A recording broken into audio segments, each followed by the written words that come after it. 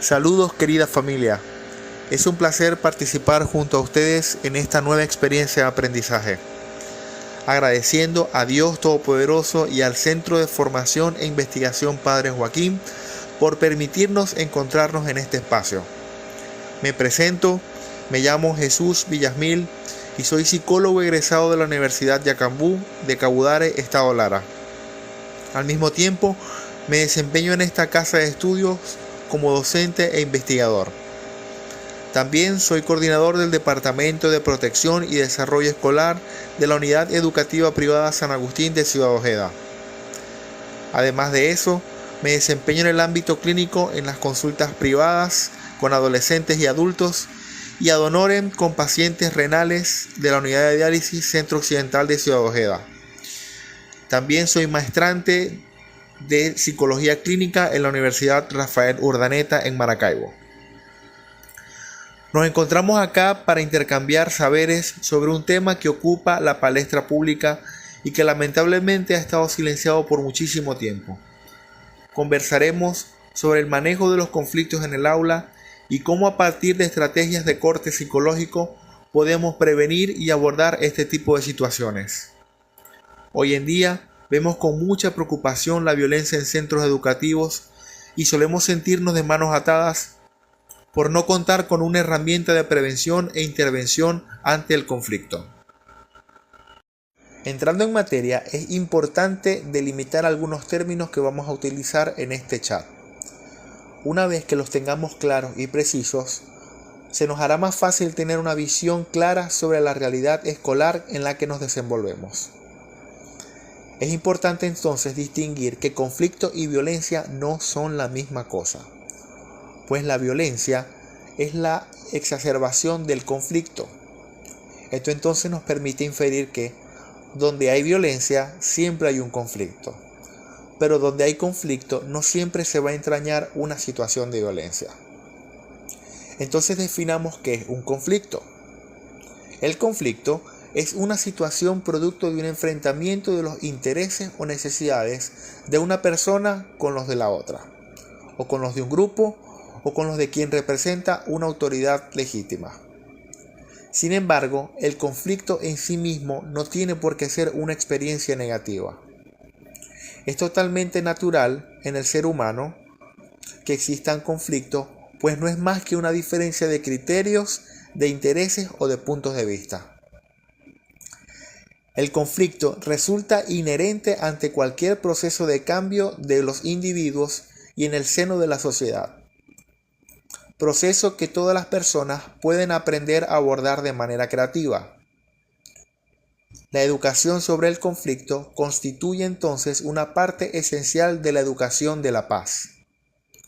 Por otro lado, la violencia es un comportamiento agresivo con la intención de causar daño físico, verbal o psicológico a otra persona, a un grupo o a una figura de autoridad. Este es juzgado de manera inadecuada socialmente, incluso penado por la ley.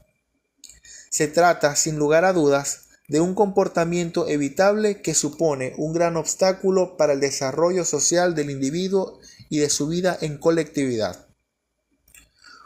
Podemos observar entonces que el no gestionar adecuadamente un conflicto puede acabar provocando una situación de violencia física o verbal, y de no frenarse a tiempo puede degenerar en situaciones sistemáticas y continuadas de violencia contra una misma víctima. En este caso, estamos hablando del bullying o el acoso escolar que se ha hecho común en el sistema educativo venezolano. Hablemos ahora de las áreas de conflicto en el ámbito escolar. Esto permite identificar los factores de riesgo en la dinámica diaria dentro del salón de clases y por ende permite detectar focos potenciales de conflictos violentos en el aula de clases. Estos factores pueden ser de orden familiar, cultural, académico, psicológico, religioso, étnicos, entre otros. Estos factores entonces podemos categorizarlos en tres grupos, según el agresor, según la víctima y según el ambiente. Hablemos ahora de los factores de riesgo del agresor. Hay una serie de factores que podemos identificar en las personas que son agresoras. El primero, tienen ausencia de empatía. Hay una incapacidad para reconocer el estado emocional de otras personas. También tienen baja autoestima, puesto que hay una percepción negativa de sí mismo. El agresor actúa con impulsividad, es decir, hay una falta de control de los impulsos que le lleva a actuar y a decir cosas sin pensar. Otro factor es que son egocentristas. Hay una exagerada exaltación de la propia personalidad, por lo que la persona se considera el centro de atención. Seguidamente está lo que es el fracaso escolar. En muchos casos, en el agresor se observa bajo rendimiento en el desempeño académico y esto puede llevarla al ausentismo o al abandono del colegio. También hay consumo de alcohol y drogas. En el ámbito psicopatológico podemos observar en el agresor trastornos de conducta, trastornos por déficit de atención con hiperactividad, trastorno negativista desafiante, trastornos antisociales, entre otros. También otro factor importante a considerar en el agresor son los antecedentes familiares de violencia y un entorno sociocultural bajo. Podemos entonces resumir que existe más o menos un perfil del acosador, y este se caracteriza por ser físicamente fuerte, impulsivo y dominante, con conductas disruptivas y con una ausencia total de la empatía con sus víctimas. Hablemos ahora de los factores de riesgo de la víctima. Hay rasgos físicos o culturales distintos a los de la mayoría, es decir, son una minoría étnica, una minoría racial, una minoría religiosa, son de una clase social distinta o de una cultura distinta. También otro factor de riesgo es que pueden sufrir alguna discapacidad física o psíquica. Y está también otro factor característico, que existe una escasa o pobre comunicación familiar. Entre los factores socioculturales que son de riesgo están un entorno socioeconómico precario, hay una baja calidad de la enseñanza, hay una alta presencia de contenidos violentos en medios de comunicación, videojuegos, entre otros. También se observa personas que han sido sometidas a algún tipo de abuso, bien sea físico o abuso sexual. Y hay una justificación social de la violencia como medio para lograr los objetivos. Podemos ver entonces que es importante que el docente o el actor escolar aprenda a detectar la presencia de estos factores entre sus estudiantes. Por tal motivo, esto le permite identificar, como se dijo en un principio, focos potenciales de conflicto y poder intervenir de manera preventiva y reducir la probabilidad de aparición del conflicto violento dentro del ambiente escolar. Ya aclarado ciertos términos de importancia y expuesto entonces los factores comunes que son activadores de conflictos violentos, pasemos a la siguiente fase y aquí surge la pregunta: ¿qué hacer frente a una situación de conflicto en el aula? Tengamos en cuenta que la base de todo conflicto en el aula se encuentra en la carencia que tienen las personas, o los estudiantes en este caso, de habilidades en la gestión de los problemas. Este déficit, la mayoría de las veces, está directamente relacionado con problemas de madurez de los estudiantes debido a un desarrollo inadecuado de la inteligencia emocional, casi siempre por no haber sido incorporada como una enseñanza fundamental en la formación del estudiante. Lo primero, ante cualquier problema, es mostrarse calmado, con tranquilidad, sin perder el rol de autoridad. Que no nos invade el pánico, ya que actuaríamos de forma compulsiva, de una forma poco racional, poco inteligente por la tensión del momento. Seguidamente, practiquemos entonces una escucha reflexiva y activa. Y esta consiste en parafrasear y repetir lo que la persona ha dicho, para que ésta tome conciencia de su percepción, de su posición y de la actitud que está tomando. La escucha reflexiva no es una técnica de resolución de conflictos como tal, pero sí es una herramienta útil para clarificar la percepción de las cosas. También le permite al docente identificar con mayor claridad lo que los estudiantes piensan y sienten sobre una situación de conflicto, lo que puede ser de gran ayuda para su resolución. Esto puede ser positivo pues ayuda a aliviar la tensión del momento, con las cosas más calmadas, aclarar lo ocurrido y llegar entonces a un punto de entendimiento. Por lo tanto, las dinámicas o técnicas de resolución de conflictos deben estar enfocadas a solucionar esa falta de madurez y de habilidades de los niños y adolescentes para resolver sus problemas sin llegar a recurrir a una situación de violencia verbal o física. La técnica de intervención más común, según nuestro sistema educativo, es la mediación, y esta consiste en un método de resolución de conflictos basado en el diálogo, el respeto y el consenso, con la finalidad de que sean los propios estudiantes los que aprendan a resolver su situación de fricción con la ayuda de una figura imparcial, o un mediador en este caso. Ahora, esto se estructura de una manera o existe un tipo de metodología para esto. Como primer paso tenemos entonces lo que es la evaluación del conflicto. Una vez que se ha detectado la situación conflictiva, ya sea por observación de algún miembro o por alguna solicitud externa, se debe valorar si el caso puede ser tratado a través de una mediación o si no, por su gravedad, este tiene que ser directamente sancionado o tratarse por otra vía externa.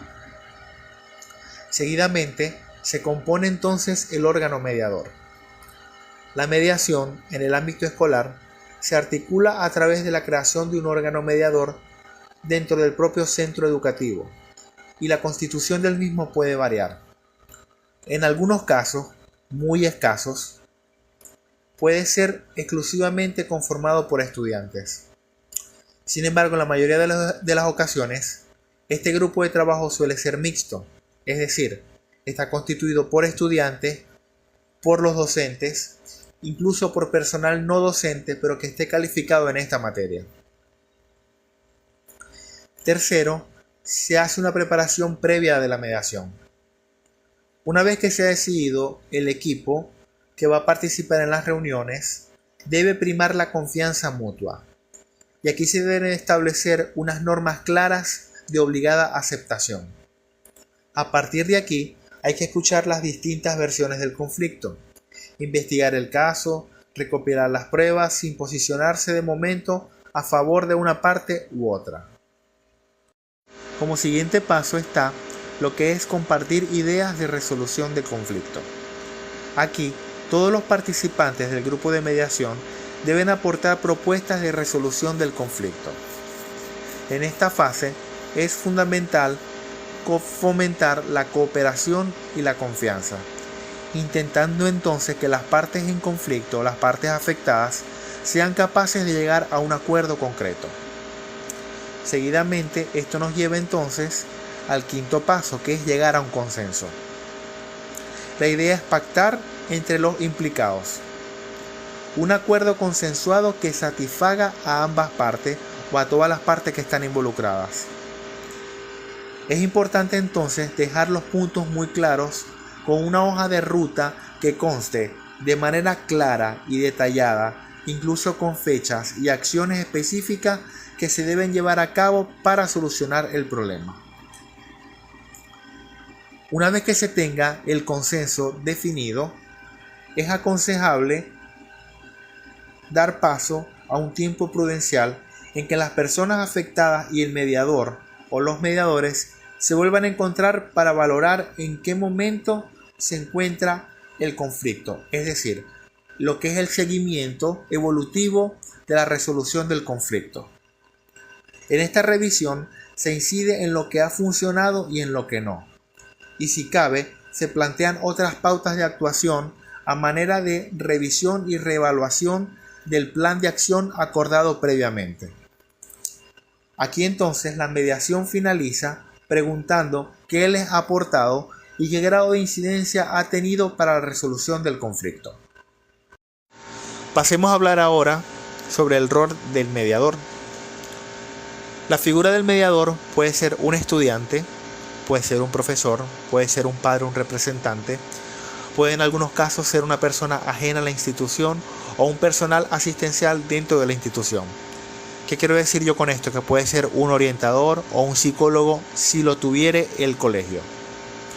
Lo importante es que se trate de un observador imparcial, una persona ecuánime, que siempre mantenga un criterio objetivo, que sea un pacificador que no tome partido por alguna de las partes en disputa hasta que no escuche todas las versiones. Entonces, esto nos lleva a nosotros a generar una especie de claves para diseñar una mediación.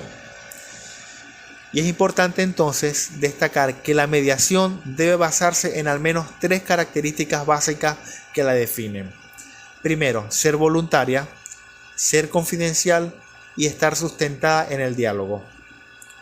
Se ha de permitir a los estudiantes que cuenten su versión de lo ocurrido, explicando primero cuál es el problema y posteriormente lo que ha pasado durante el conflicto. Si el problema todavía persiste, el mediador o guía debe ayudar a los participantes a desarrollar algunas soluciones posibles y escoger una para llevar a cabo. Una vez que se ha resuelto el conflicto, es importante preguntar a los participantes cómo consiguieron llegar a un acuerdo o a un consenso, y para que sirva de referencia y experiencia para situaciones similares que se puedan producir en el futuro. Gracias entonces por su apertura de mente y corazón ante este espacio de crecimiento personal y profesional. Espero que haya sido de su agrado y también confío en que podamos seguir compartiendo otras experiencias de aprendizaje en el futuro. Dios les bendiga, muchísimas gracias y estoy entonces a la espera de sus observaciones o dudas que puedan surgir ante este tema tan interesante y que nos ocupa a nosotros como profesionales en el ámbito educativo y también como ciudadanos de un país.